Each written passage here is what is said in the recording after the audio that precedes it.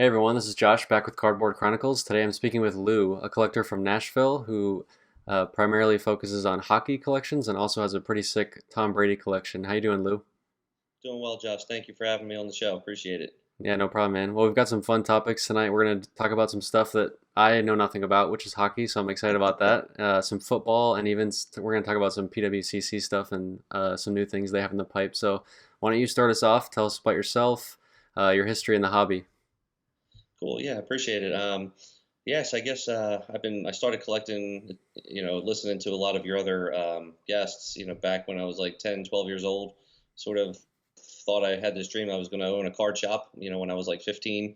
And, my favorite cards back then were the 83 Topps baseball. I thought like the Wade Boggs and the Tony Gwynn with the circles with their faces coming through were about the coolest thing ever. And then I'd run to the local card store, pick up my current card prices, magazine that always had like the 10 and 50 cent increases, and I thought I was pretty much the king of the world, with all those kinds of guys. And then you pick up the Beckett magazine and just do a lot of local shows. So I did that for 3 or 4 years, before you got into college, and I saved up. I never got rid of any card. I still have all my old sets Oh, wow. from like '91 tops. Like I think I have a tops or a tops traded set from every year from like '82 to like '91. And I thought for sure my Darryl Strawberry tops traded card was going to make me a millionaire. It's hilarious. It's still in there, and it's like it's magnificent looking, but even if I were to get lucky and get a 10, I think it's maybe $100 on a good day. So Right. we're a few commas short of the million, but we're still progressing in the as my PC evolves.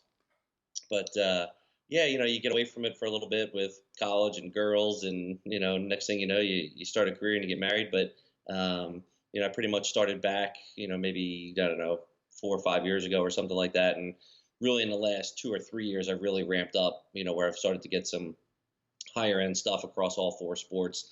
Um, and I've been introduced to a lot of good people in the hobby, and they've helped me, acquire a lot of nice stuff, and sort of unbelievably, here I am, talking to you, and just something that didn't even exist, 30 years ago, when I started in the hobby. So, but one quick funny story is we moved here to the Nashville area about a year and a half ago, and as we were going through the moving process and just decluttering and getting rid of everything, my wife found this old like mega like tube box, and it had all my cards in it. Like I used to keep my singles that I thought were super high end like up in my closet, almost like something behind you. And then this big tub, I was like, where are all my cards? I know I never threw them out.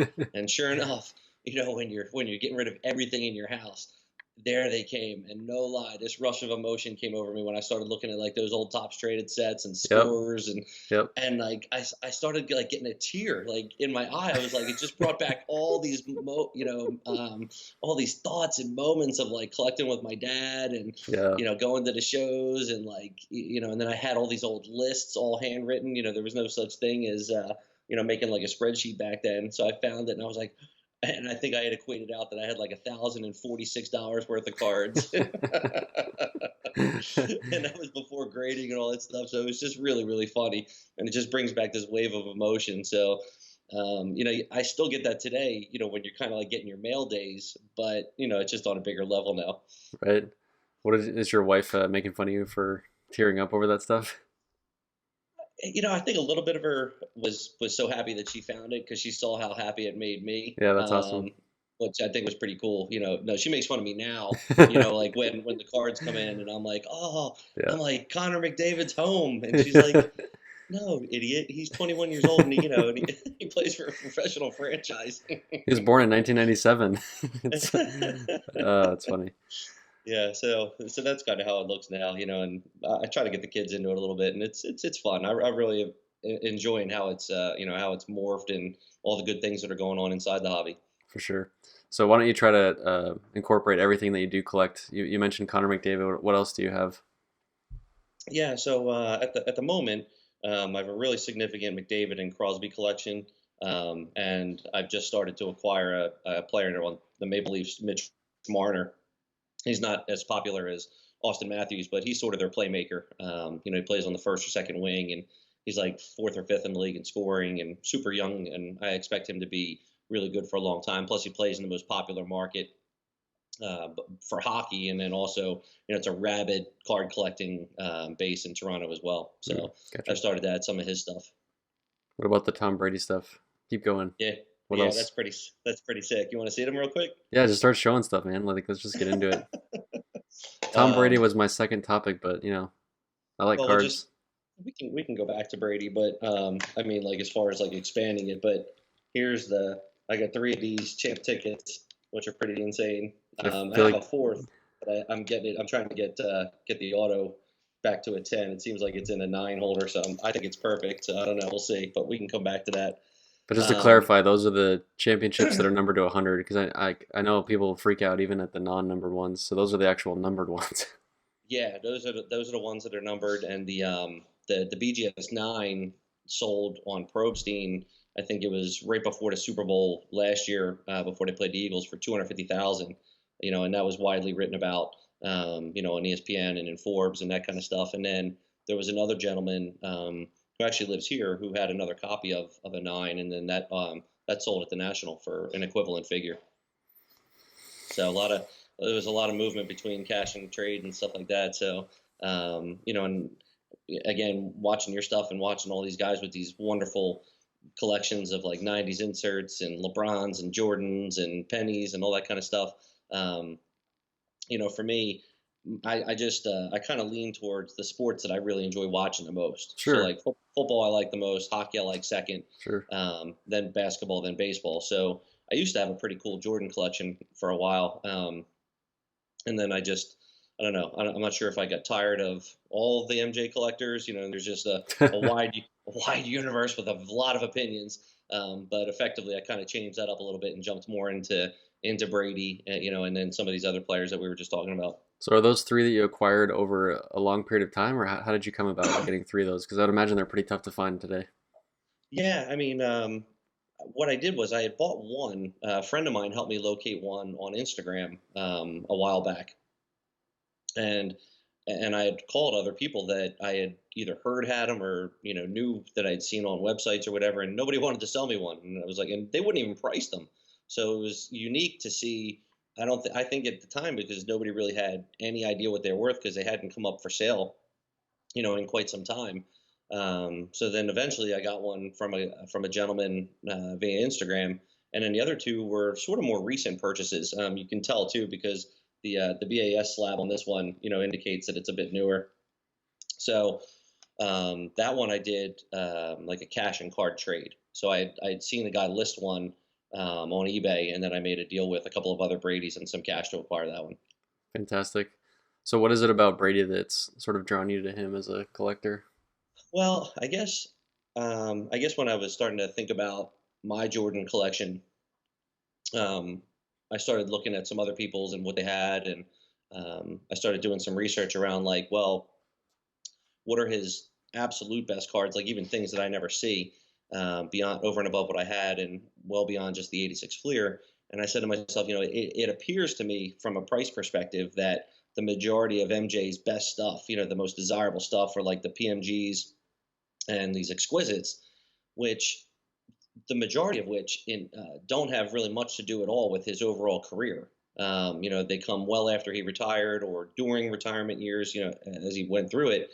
So, I started saying to myself, well, I was like, well, who's like the equivalent, of like MJ, in a variety of other sports, because I was like, I knew I had a decent collection, but it wasn't like phenomenal. So I was like, I really would like to get maybe one or two of the best cards of the best player in a different sport. Mm, Because you can argue about MJ and LeBron, although I'm clearly in the Jordan camp. But um, I just, so I was like, you know what? And I started researching Brady, and I just started gobbling them up left and right. And then they went on this run these last 2 years, back to back Super Bowls, 3 out of 4. So, even though they lost to my Eagles, it was kind of like, man, like if he would have won that game, or potentially can get to another one, at some other point before he retires.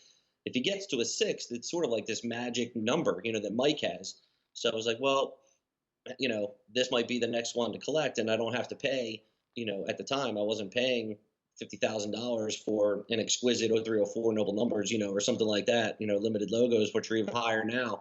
And I think these numbered to 100 parallels are going to withstand the test of time, because there's so few of them. They're not even all pulled. I mean, they're not all graded. So I think there's going to be some allure to it, down the road. So just a humble opinion, but I respect greatness in all sports, and it's so fun to watch. And like you missed MJ when he retired.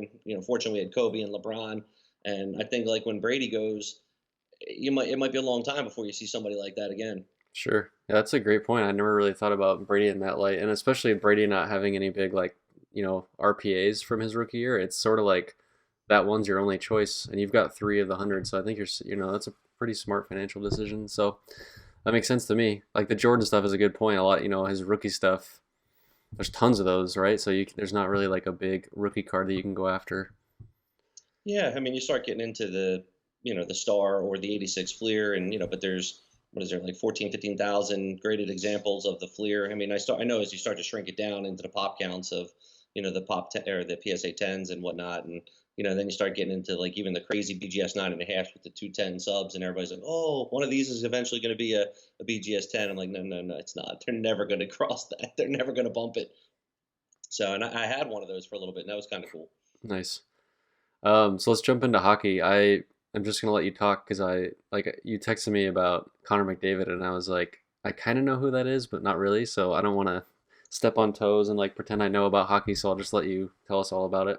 Yeah, no, not at all. I mean, like I think it's probably the least collected, of the four majors.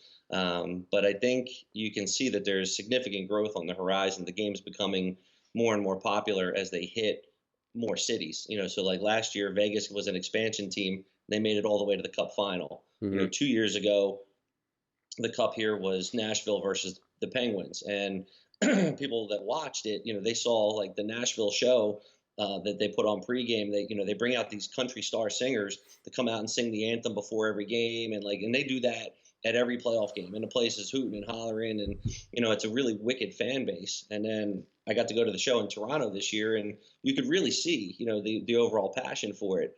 For me, it just more or less came down to as I continued to read, about more and more players and try to sort of speculate on like, all right, well, who's the next up and comer, and things like that.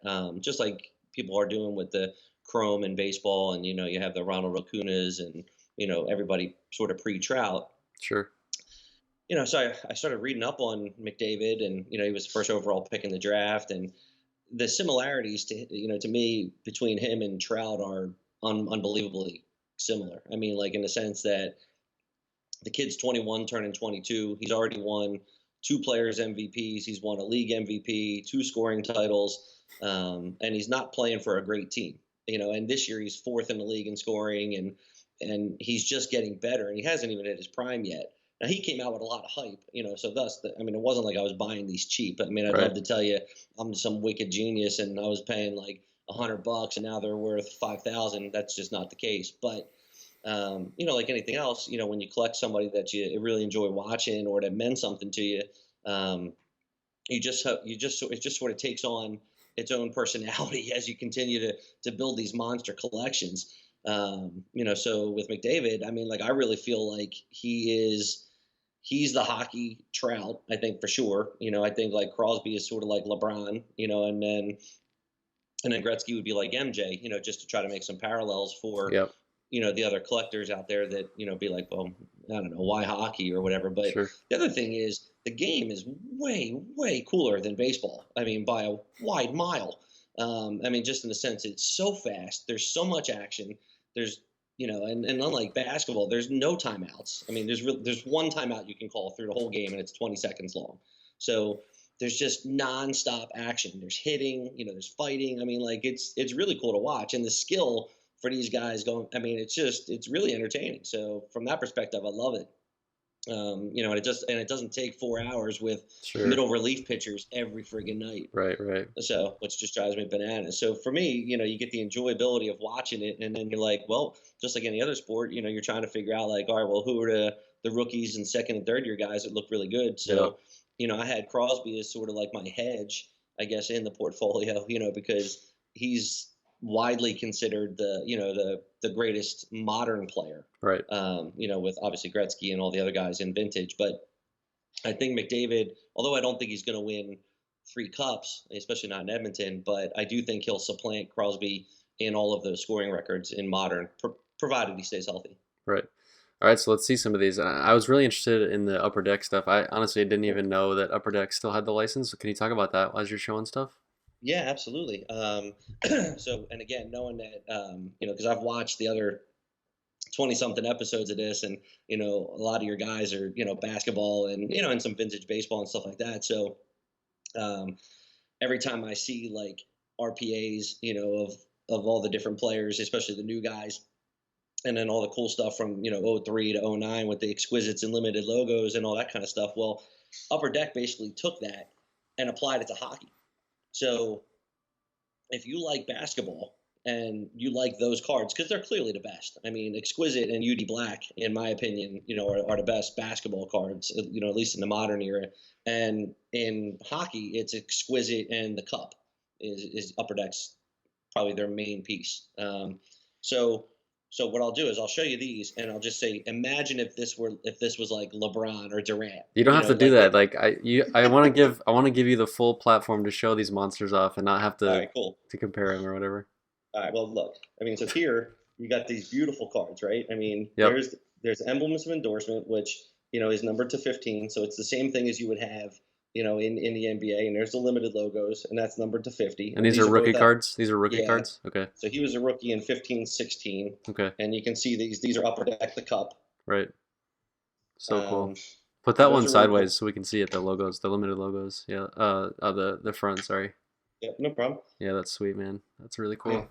And that one's got the 2 color. And Edmonton, they're beneficial because they have so many colors in their uniform. So they got some really cool patches. Yeah. It kind of like the Raptors, in the NBA. So like Colorado, Chicago, the Avalanche, and the Blackhawks, like those are really cool, really really cool looking stuff in hockey.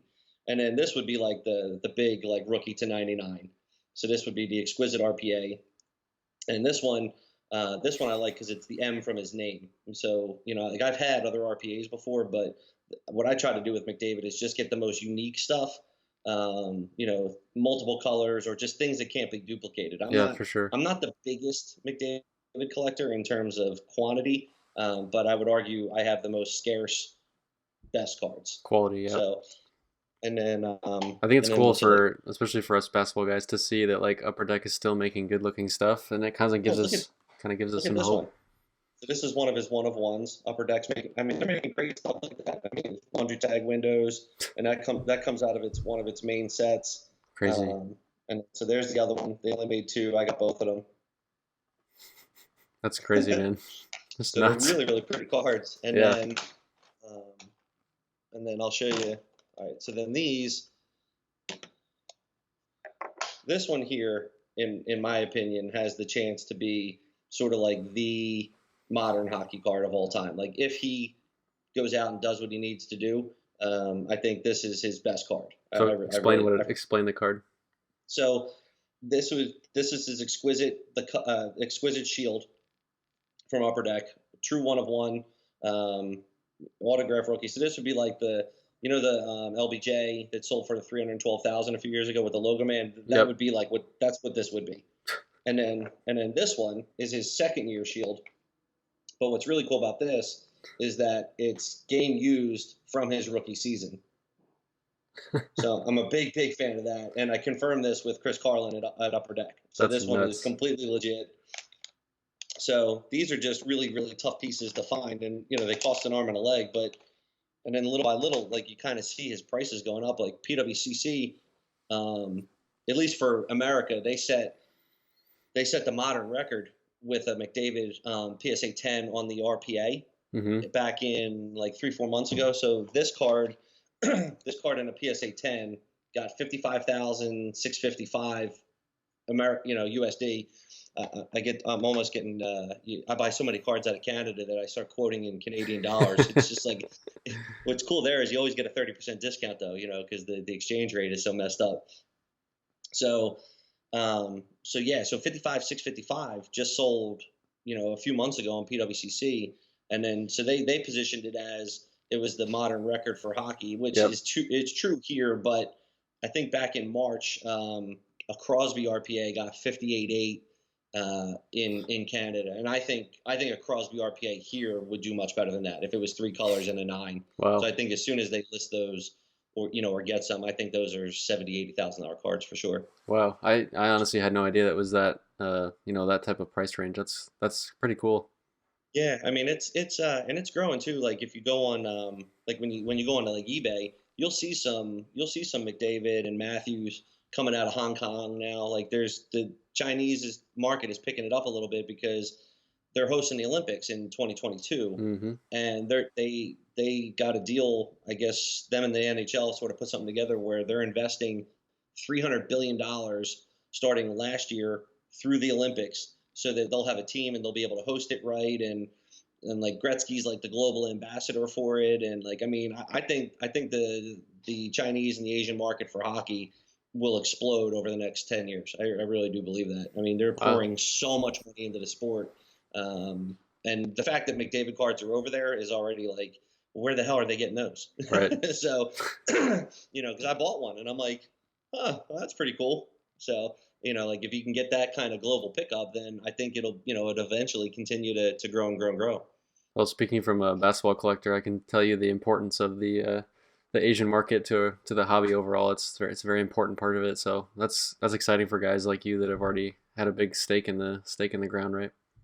Yeah, absolutely. I mean, like, you just want, you want people to, I think more or less, I mean, investment wise, of course, but like anything else, I mean, you just want people to enjoy it as much as you do, because then Absolutely. the more people that you have to talk about it with, the more exciting that it is. I mean, Yeah. most of the time, I'm always the one listening to, like, how great Mike Trout is, or how great LeBron is, or this guy or that guy. And like, I'm watching, I see it.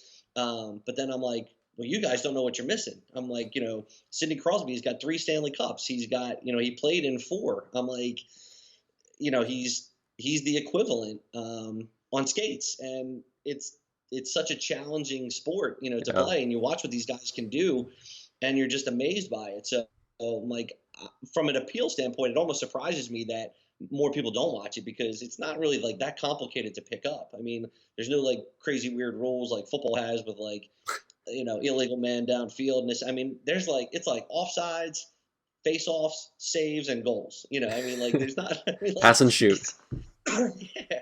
So, and it's just nonstop action. So, I kind of like that. It keeps your attention, especially as I get older, man. It's like it takes a while to keep me locked in for more than like 2 hours. Well, I hope you've sold a lot of people with this video on hockey. I hope they get more fans from this. That'd be exciting.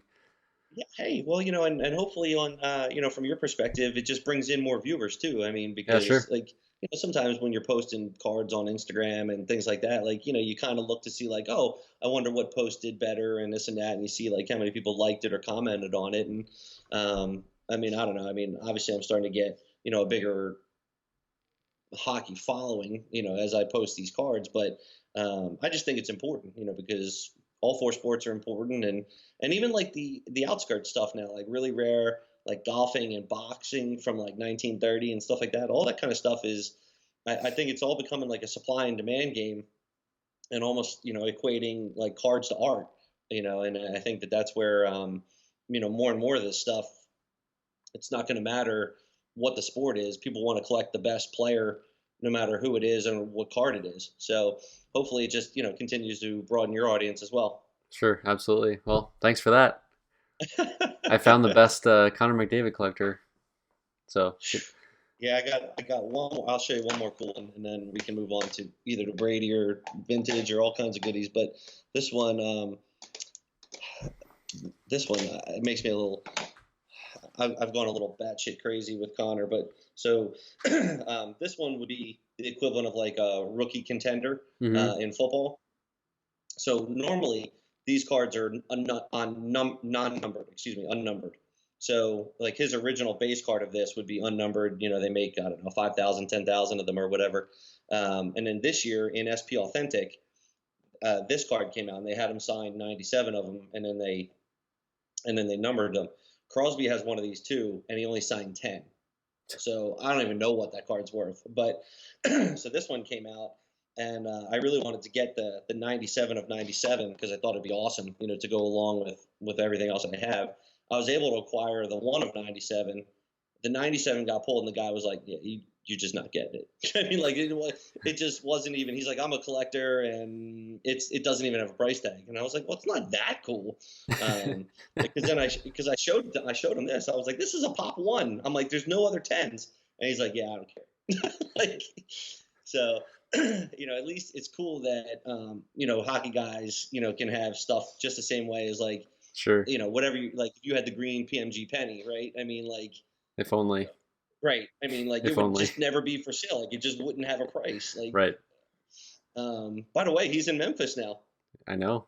so that's pretty cool. Like, he's 3 hours west of me, so I'm Well, hoping. if you can set up a meetup, let me know. We're not tight yet, but maybe I'll make some donations to the basketball team. You're working on it. All right, let's jump into PWCC. So you were telling me a little bit about the PWCC marketplace. So why don't you tell everyone, my viewers, I haven't talked about it yet, so I'm kind of interested to hear more about it. And I know you have a lot of experience with it, so why don't you just tell us about it? Yeah, I mean, I think, look, everybody's different, and there's different strokes for different folks. But I'm biased, and I think it's fabulous. I mean, I think what Brent and Jesse and their team is doing at PWCC is really nothing short of amazing, and they're really putting their money where their mouth is because they're spending a ton of money. I'm imagining to build their new headquarters and that vault system that they have where you can actually send your cards, and they'll create like a digital website for you so that you can see them and you can price them and all that kind of stuff. And but to me, the most appealing part of it was, my background as a financial advisor led me right. It was kind of like just walking me right to the bowl. I mean, it was like I'm on there. I was like getting ready to send them a few cards for consignment, and I'm like, oh, look at this. They got some new stuff on here, and you start clicking some links, and they have this one service called financial advisory, and I'm like, what the hell is that? And sure enough, you click it, and it kind of brings you to like this Word document. And you put your name in. And I thought maybe it's like, oh, it's gonna be like some kind of cheesy mailing list or whatever. And next thing you know, you get bombarded with, programs and magazines. And no, it was pretty much just the opposite. Like, it was a risk profile questionnaire. So like almost like if you guys, if I don't know if the audience has like a lot of investors out there in stocks and mutual funds and what have you, but in my world, if you guys were my clients, then I would be asking these same questions to get a better understanding of who you are, what's important to you. If you have kids, what's, like life insurance, and, how much risk can you take in stocks and everything. Well, PWCC is doing that on cards. So you walk it through, you fill out all their information, and then after you submit it, you then send an email, and the gentleman's name is Jesse Craig, and like he's like their director of investment services, and then you schedule a time to speak with him, and then so you set up the time, and then you get on the call. For me, it lasted like a little over an hour, and they reviewed everything that I sent them, and then we talked, and he told me, he was like, what do you have? And I showed him my website, and we went through all this stuff, and he was like, well, based on what you told me versus kind of where we see things and what we think your profile is, you'd be better off at least adding some level of vintage to your portfolio because the modern market is very volatile, especially with players like McDavid, for example, and he's like, Lou, like, how much do you have in that? Or, like, what does that represent relative to your, your total portfolio? And I started sitting there thinking about it, and I'm like,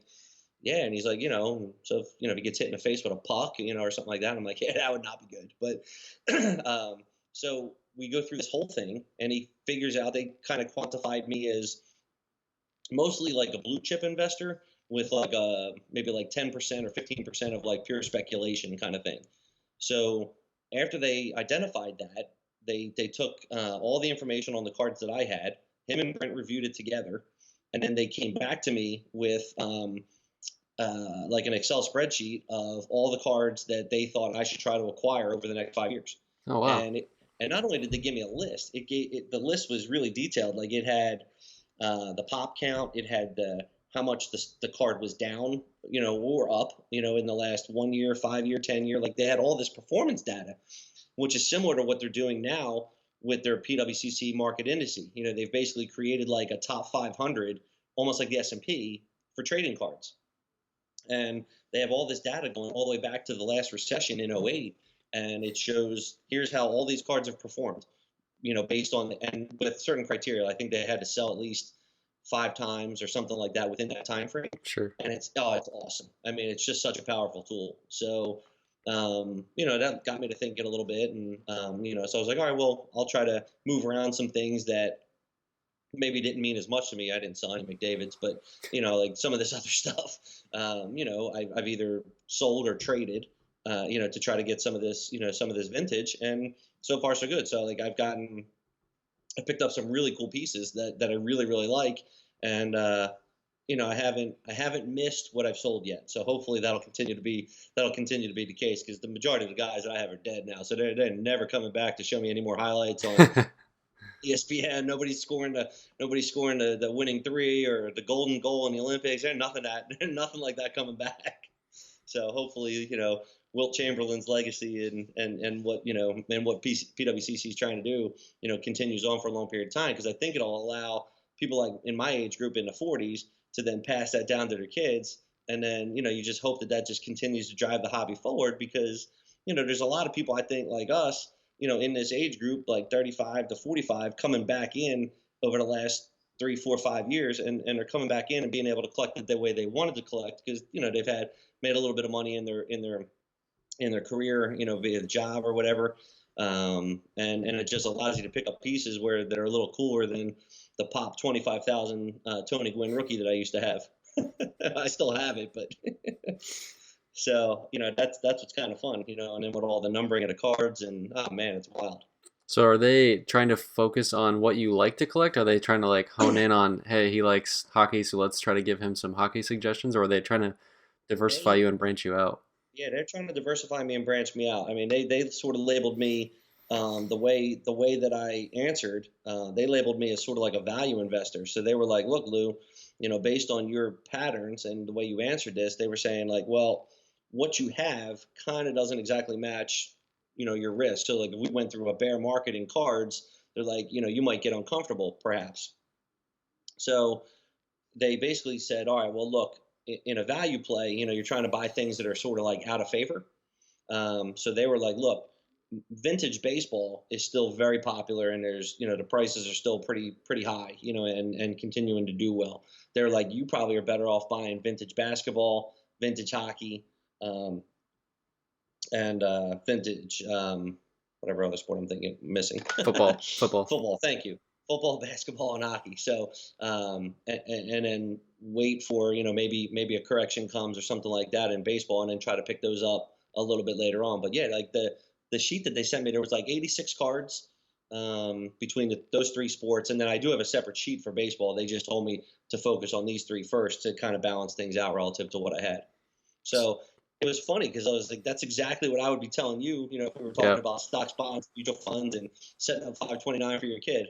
So my follow up then, I think a lot of people see that and they're like, hey, cards are supposed to be fun and it's not so much this investment. So how much, and it might make a traditional investor nervous just because it's sort of like it's a new thing, right? They're the first ones to attempt to do something like this. So how comfortable are you with what they've set up for you, and also like the long-term viability of what they're telling you in terms of an investment, as actually using this as an actual investment for your future? Yeah, so I mean, I would say if I wasn't comfortable and I didn't vet it, I wouldn't do it. I mean, I have enough experience in investments that have worked out and have not. So, I've had some epic failures, as I'm sure everybody has, and you kind of know what you did wrong after you screw it up. So in something like this, I think, the way they positioned it, which I thought was appropriate, was it's a supply and demand game. And, when you look at the cards that continue to set the majority of the big records, those are the ones that are just, you never see them. They're all vintage, like modern, there's, you can get a couple 100,000, sure, for, um, Trout and LeBron and stuff like that, which is awesome. I mean, I don't own any of those, but you wish you did. But I think like when you start talking about like Honus Wagner and Mickey Mantle and Willie Mays and like that kind of stuff, those cards are still setting records today, 60, 80, 100 years later. So I think like the next wave are going to be cards that they see that just there's not enough supply to meet that demand, and I Yeah. think that that's a reasonable equation. Their timing could be somewhat risky for them just because we could potentially be coming up towards a recession in the economy, and they could have some people scared off, and it might even be more of a chance to jump in. But I think I'm just thinking of like someone coming into cards fresh, and if a recession hits, it's like, hey, you brought me into cards, and all of a sudden it's tanking. Like, are they talking to you about that kind of stuff and preparing you for a possible like bear market? Yeah, so I think what you'll see in their analytics is they show the prices of what happened in the last recession, and so you can see what sold off. From I guess the last recession was December 30 of 2007 through June 30 of '09. Hmm. So all that data is there, in terms of what happened in '08. If we were to get a fresh new one, which I agree with, I mean, not to sit here and talk about economics, but we're much closer to a recession than we are continued economic expansion. So I don't know, maybe we're a year and a half away. I don't know. But with that said, unless you're trying to flip, I think the idea is to buy and hold these. And then if you do hold, I mean, that's the only way you're getting these 1,000% returns. On larger dollar cards like that. I mean, once in a while, you get something crazy where I don't know, you just bought something, and then there's all of a sudden there becomes an auction that goes off somewhere, and then you Yeah, get a brand new comp. But the majority of the money that's made is over the long term, same as it would be in the stock and bond market. So I don't think that data is there for flippers sure, awesome. with I the intention of flipping Yeah, anyway. absolutely. Well, that's really helpful information. So I think hopefully people check that out. I know I'm going to check it out and see what it's all about. So that's something new that the card market hasn't seen, and I think it's exciting. Honestly, like I feel like you're excited about it for the right reasons. Yeah, absolutely. And again, I mean, and then that's for the more serious dollar investment. But I definitely want people to know. I mean, like I said, I still have all my sets. Like, I mean, all of them, every last common that's not worth anything, and I'll never sell those. I have the two USFL sets. I mean, I'll never sell those. I mean, my wife will have to burn them long after I'm gone. They're not in good condition. My Jim Kelly is like a PSA 6. It's worth like $8. I don't know. It's probably it probably wasn't even worth grading it, but so I bought those raw, and so I still do that kind of stuff. I mean, like I'll buy, some stuff that's just sort of off the wall that I just tuck away, and I have some really oddball, like hockey stuff here, following some Preds cards and guys that, I mean, outside of Canada, like nobody would know who these guys are, and I'm just buying them up, $80 here, $100 there. So like I do a little bit of everything because I like watching it. And, you just kind of follow your players and it's fun. I really enjoy it. So it's a healthy mix of fun and financial investment for your future, which is healthy, right? Yeah, I mean, I believe so. I mean, I think it would be the same as, I think the way most people think would be, the sound decision first, even like as you're building your family, right? I mean, traditionally, you're going to buy the house first, as far as somewhere to, put down your roots, and, you get married and you have the kids and what have you. And then after that, then you start putting money in your retirement plan and all that kind of stuff. So like, it's kind of the same. I think it applies here. Personally, I think what they're doing is genius. I wouldn't worry about the 1 year fluctuation. And really, if they're right and the supply is that limited, if you're not selling, then what's the difference? I mean, because it's not how many Wilt Chamberlain PSA nines are there? There's like 12, or something like that. So if nobody's selling, the price isn't moving, from that perspective. Sure. Yeah. I mean, it's what people are willing to pay, right? Right. So and then you just kind of, so like this, at least this way, it kind of gives me a little bit of both where Yeah. I can have some stuff that I can just tuck away and kind of forget about. And then I have this modern stuff where, I'm sitting there subscribing to NHL Center Ice and like watching Edmonton every night or every night that they play. So you're putting a good chunk of your portfolio into this, or is this sort of like a side play? Cards in general, or just what I'm doing with PWCC? Yes. Cards in general, total relative to like liquid net worth might be like 10-15%. Okay. The way I'm dividing it up between, or at least over time, I hope to get to like 50-50 between modern and vintage. Interesting. Yeah. I was probably like 95-5 like 6 months ago. Modern. I was trying to point out that like you're not dumping your, you know, the equity of your home into this, or Oh no, no, God, no, no, no. I mean, look, as a 20+ year financial advisor, you might all your listeners just be like, God, I hope I never talk to that guy. But no, no, no, no, no, no. Always I wanted you have to your say it so that I didn't yeah. have to, guess and No, be no, wrong. no. Always keep a rainy day fund. In case, God forbid, you lose a job, something like that. Don't money that you can't afford to lose. You should never put in cards. I was just making that very clear that don't go cash out your 401ks and go to PWCC. Let's be smart about this, right? They're gonna be calling me tomorrow and be like, "What the hell did you say You on told me his to invest podcast?" everything I had into this. Just being clear. Yeah, that and Bitcoin, dump it all in. Speaking of speculative, Whew, all that's an right. 85% decline over 1 year. I looked at it last night and I was like, holy shit. It's like so far down. It went from like 20,000 to 3,400 or something like that. I think I saw like Ethereum. I don't remember all the numbers, but it's like stupid low. Yeah. So I mean, like, if you're a believer in it, Now's then your chance. right. I mean, it's like same thing as, oh, like, well, Lou, you love the McDavid at 50,000. You might as well buy the shit out of it at 15 now that it's been cut in a third. So why don't you show us some of the vintage stuff that you've sort of jumped into? And is this stuff a direct correlation to what PWCC's advice has been, or were you already starting to get into it? No, I've just sort of taken what they've given me and kind of run with it. All right, let's see So some of this. I didn't have any of this prior. That's So that's we'll interesting. start with this is probably definitely one of my top one or two favorites. So, and then like I said, we were chatting a little bit before about the new casing or whatever. So this was in an old case, and I sent it to be reholdered. I just like the new case better, but several people that I have spoken to do not agree with me. So they like the old casing better. But so that's a really cool. It's like a Pop 3 Peyton 10 in an SGC case, and it's just as pretty. I think that one's way prettier than some of the PSA 10s I've seen. Awesome. And Oh then this yeah. one's really cool. These are tough to get. I mean, these Bill Russells are really, really tough. So same thing here. This is really, really nice. I think it could be. I think it potentially could do a little better, but there is a little print dot circle there Mm. that could hold it back. But it's a really nice card. And 11 titles. I mean, so you always get that argument. Well, MJ, if it's only about the titles, then you got to go with Bill Russell, right? Robert Ory. Right, Robert Horry.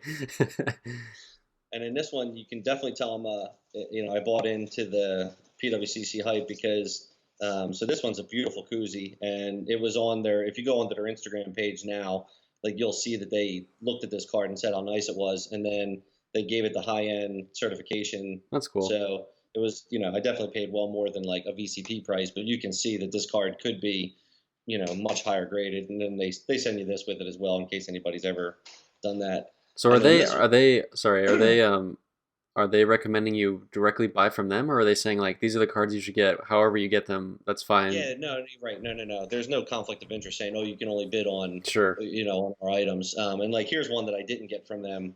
This was my favorite baseball player growing up, so this was something I always wanted. I actually acquired this one in trade, and I told the guy, I was like, you'll never see me sell this, like, so this is a Pop 22. This one I think is really, really pretty, and this one just happened to be on the list, so I snatched it. But I mean, they're not stupid. They're like putting cards on the list where like they have a general feeling that you have a good chance to buy it from them, knowing that they sort of control a large portion of the market, right? Your guess is as good as mine. I'd have to say yes, but I mean, like if you look at these, like I said, this one, the Henderson, I got in trade, so that didn't come from their site. The koozie obviously did, I got from them.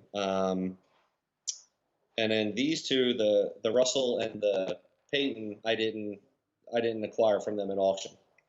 So I grabbed them, but they weren't necessarily PWCC items. So It's interesting. I know I feel like I'm gonna be like a marketing rep for them after this video, but Is that a bad thing? I mean, I was gonna say I could think of worse things to do, but no, I just wanted to. Here, let me show you just these real quick because I think the audience will dig this.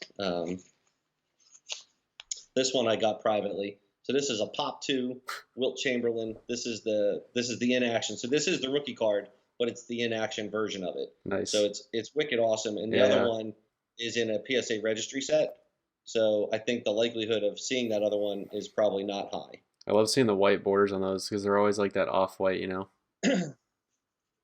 I think the my favorite sets are the 57 tops, 61 Fleer, 86 Fleer, and then 0304 Exquisite for sure.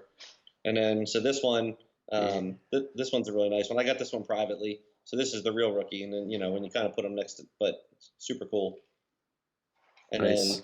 this one's my favorite because this one I got from a PWC competitor, so you can't tell them. But this one was gorgeous. I mean, this is just gorgeous. Look at that 8.5. I mean, like, Freaking I, awesome. I don't even know what's wrong with it. I mean, like, I'm not looking under like a 40 power lens, but dude, this could be a 9. It could be, I mean, like, who knows? I mean, it looks perfect to me. So Awesome, I don't dude. know. So those are just some of the vintage pieces that I got that I think are going to do really well. They think will be good long term holds. So that way, even when the next economic shitstorm comes, you're like, all right, well, like I can just kind of, I don't have to worry about like Wilt's not dying, and he's already dead, and there's only 8 of those or whatever. So you're like, oh. You just wait till it comes back, and then people are ready to spend again. Because I think there's more money in the hobby now than ever. I Yep. think, and Yep. I think people are having fun with it, even though there's a lot of money changing hands, and I'm sure dealers are making money hand over fist and breakers and all that kind of stuff. But I do think that the hardcore collectors that are either they're PC and stuff, or even like what I do is, I mean, I just buy, sell, and trade out of my own card portfolio. So it just comes down to like, well, what do I want? Like if I'm willing to move a piece, then Yeah. and that's really a lot of fun. I mean, like, yeah, there's money to it, but most of the time, like even if I sell something, I'm just buying something else. Mm-hmm. So like I don't really. And people are like, oh, well, you made X or whatever. I'm like, well, kind of. I mean, because then I just went out and you just buy this other stuff, Yeah. and I just want to like try to get like the best pieces of maybe a dozen players that you can get, and it'll be kind of fun. Take them to a show and mix it up and just see what's out there. But yeah, man, and the more people I'm encountering, most of them are really, really, really good people. So I think it's attracting most of the right people, which is I think is important. Awesome. I love it. Can I show you a couple vintage pieces? Can I selfishly jump in? Yeah, man. I don't want to be the whole I thing. had So a I had show me a what you got. I had a video with Adam a couple weeks ago, and we were talking about how I need to like dabble in Wilt vintage, and so one of the viewers actually sent me like these like Wilt pieces. This one right here.